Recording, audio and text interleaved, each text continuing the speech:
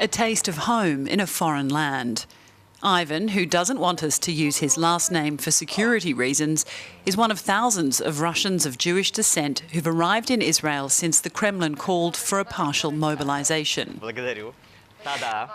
Under Israel's law of return, any Jew around the world has an automatic right to citizenship.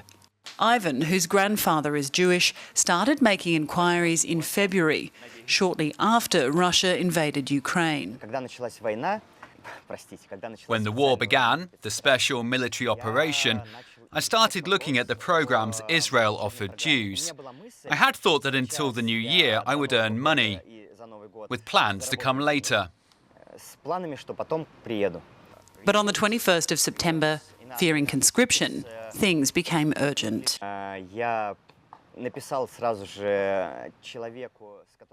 I wrote to the program coordinator in Israel straight away. He said, "Don't worry, just to get out of Russia." Then I left for Kazakhstan. More than 6,000 people, like Ivan, have fled from Russia to Israel since Vladimir Putin gave his mobilization order. But many of them have been too scared to share their story with us for fear of retribution from the Kremlin. Israel says it's preparing for tens of thousands more in the coming months. Welcoming Jews fleeing persecution is hardly something new for the Jewish state.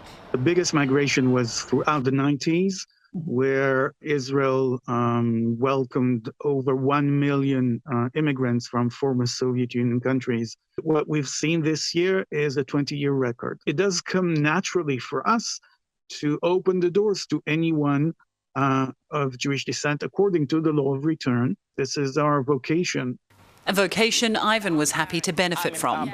Though he has a military exemption, he says he knows of other men who've been called up despite having the same status. He wrote me that he go by train in Ukraine.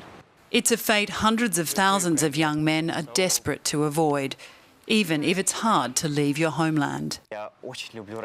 Of course, I love Russia very much. I was born and raised there. Like probably 95% of those who left Russia, I hope to return, when that, which the whole world is dreaming of, will happen.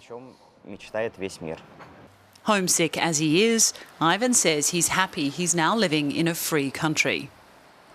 As he considers his future, he hopes one day to return to a Russia that is free as well.